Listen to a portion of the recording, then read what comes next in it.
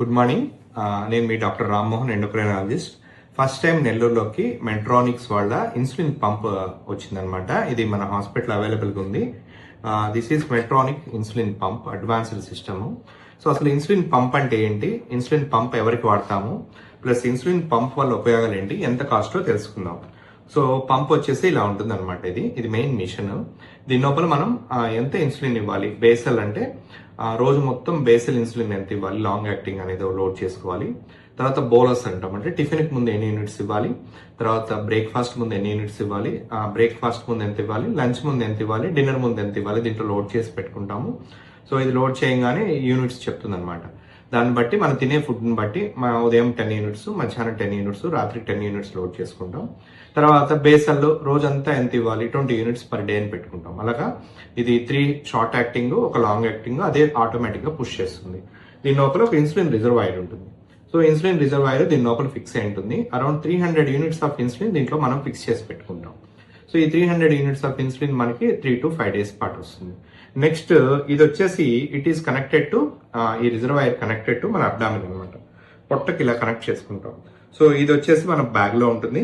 So ఈ wire లోంచి insulin వచ్చేసి మన బాడీలోకి కంటిన్యూస్ గా వెళ్తూ ఉంటుంది. సో ఇది వచ్చేసి పంప్, బేసిక్ మోడల్ పంప్ యొక్క ఎలా పనిచేస్తుందో టెక్నాలజీ. ఇది వచ్చేసి నెక్స్ట్ ఏంటంటే it is link to CGM అనమాట.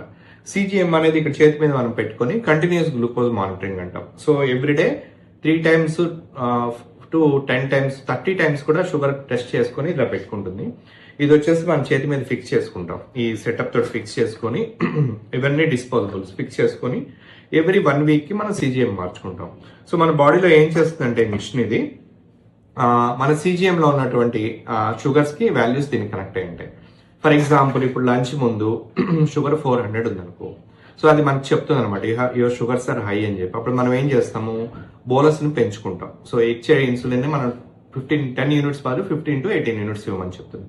అదే 70 కంటే తగ్గింది అనుకో, it will give warning, hypoglycaemia warning ఇస్తుంది. సో వెంటనే మనం ఏం చేస్తాము, ఈ షుగర్ డౌన్ అవుతుందంటే ఆటోమేటిక్ గా ఇన్సులిన్ పంప్ షట్ డౌన్ అయిపోతుంది, కట్ ఆఫ్ అయిపోతుంది. సో అంటే మనకి ఇన్సులిన్ ఇవ్వకుండా మనకి హైపో నుంచి కాపాడుతుంది, ప్లస్ వార్నింగ్ ఇస్తుంది. ఇలాగ ఏంటంటే లేటెస్ట్ టెక్నాలజీ ద్వారా ఏంటంటే మనం ఎవరైతే టైప్ 1 డయాబెటిక్ పేషెంట్స్ ఉన్నారో, బ్రిటిల్ డయాబెటీస్ పేషెంట్స్ కి, జెస్టేషనల్ డయాబెటీస్ పేషెంట్స్ కి, హై ఇన్సులిన్ నుండి ఎప్పుడు అప్ అండ్ డౌన్స్ వచ్చే షుగర్ పేషెంట్స్ కి, హూ ఆర్ అఫోర్డబుల్, కొద్దిగా డబ్బులు ఉన్నాయి పెట్టుకోవాలనే వాళ్ళకి ఇన్సులిన్ పంప్ ఇవ్వడం జరుగుతుంది.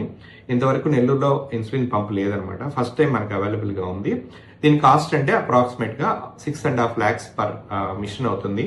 ప్లస్ కన్జ్యూమబుల్స్ ఉన్నాయి కాబట్టి ఇవన్నీ, ఈ కన్జ్యూమబుల్స్ ప్లస్ ఈ సిజిఎం మిషన్, ఈ మొత్తం కలిపి మనకి ఈ సిజిఎం మిషన్ మొత్తం కలిపి అరౌండ్ 15,000 per month అవుతుంది. సో ఇవన్నీ advanced latest technology in treatment of diabetes అనమాట.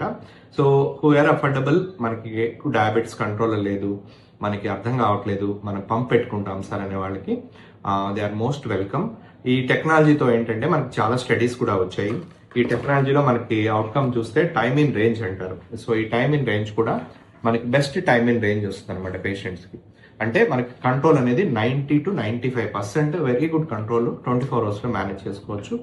కాబట్టి anybody who is affordable, who want to know about, తెలుసుకోవాలనుకుంటే సంప్రదించండి. Will take care of you. Thank you.